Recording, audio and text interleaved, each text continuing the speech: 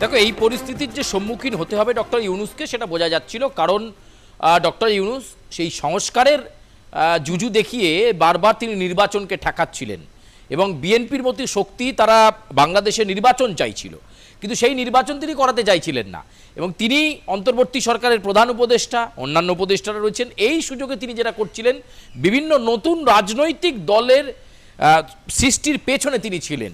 যেভাবে এনসিপি তৈরি হয়েছে এবং মনে করা হচ্ছিল সেখান থেকেই তারা ডাক তুলতে শুরু করেছিলেন যে নির্বাচিত সরকারের প্রধানমন্ত্রী হবেন ডক্টর ইউনূস। এই সময়টুকু তিনি আর বোধহয় পাচ্ছেন না।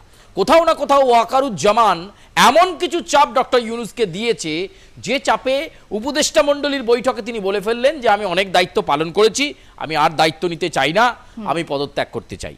এবং তারপর বেরিয়ে এসে নাহিদ ইসলামের মুখটা দেখলে শুধু বা হাসনাত আবদুল্লাহদের কি হবে, স্যার বলেছেন তিনি পদত্যাগ করতে ইচ্ছা প্রকাশ করেছেন, কি করবেন এখন স্যারই বলবেন।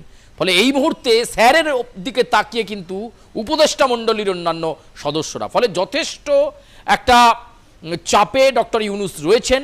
না তিনি পুরোটা জলে নামতে পারছেন, না তিনি ডাঙায় থাকতে পারছেন, এমন একটা চাপ ওয়াকারুজ্জামান দিয়েছেন। আমরা কথা বলবো আরও নিখুঁত ব্যাখ্যা বিশ্লেষণের মাধ্যমে। আমরা আমাদের এডিটর ইন চিফ সুজিত চট্টোপাধ্যায়ের কাছ থেকে বিষয়টা আরও পরিষ্কার করি, আরও খোলসা হই। সুজিতদা, ওয়াকারুজ্জামান কি দিল? আমার তো মনে হচ্ছে এই যে লোকটা বা এই ক্যারেক্টারটা শেখ হাসিনাকে যেমন গণভবনে গিয়ে বলেছিল যে আপনার হাতে আর 40 মিনিট, আপনি লাঞ্চ করুন, চপার রেডি আছে, আপনাকে চলে যেতে হবে। ডক্টর ইউনূসকে সেরকম কিছু বলেননি তো? ডক্টর ইউনূসকে আরও কড়া বার্তা তিনি দিয়েছেন। বিশেষ করে হচ্ছে ডক্টর ইউনূস এইটার কিছুতে তার কাজের ব্যাখ্যা এটা দিতে পারেননি যে ওয়াকারুজ্জামান যিনি বাংলাদেশের সেনাপ্রধান হয়ে তার যে বক্তব্য ছিল, প্রথম বক্তব্যটা ছিল 3রা অগাস্টে তিনি কিন্তু সমস্ত সেনাবাহিনীর লোকজন যারা বিভিন্ন তার আন্ডারে ছিল তারা কিন্তু পরিষ্কার বলেছিল যে সেনাবাহিনী ছাত্র জনতার উপর গুলি চালাবে না। কার্যত তখনই ক্লিয়ার হয়ে গেছিল যে তৎকালীন হাসিনা সরকারের পাশে আর সেনাবাহিনী থাকছে না এবং তারপর 5 তারিখ চলে যেতে হয় এবং 5 তারিখে অন্তর্বর্তী সরকার তৈরি হওয়ার সময় অনেকেই কিন্তু তখন আশঙ্কা হয়েছিল বিভিন্ন জায়গায় বিশ্বব্যাপী মিডিয়ার কাছে, এটা তখন একটা খবর ছিল বাংলাদেশে কি একটা সেনা অভ্যুত্থান হতে চলেছে।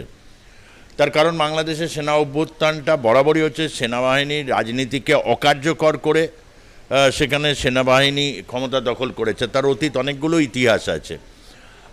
সর্বশেষ হোসেন মোহাম্মদ এরশাদ, তারপরে মঈনুদ্দিন, তার আগে জেনারেল জিয়ার আগে একটা অভ্যুত্থান, তারপর জেনারেল জিয়া আসা, জেনারেল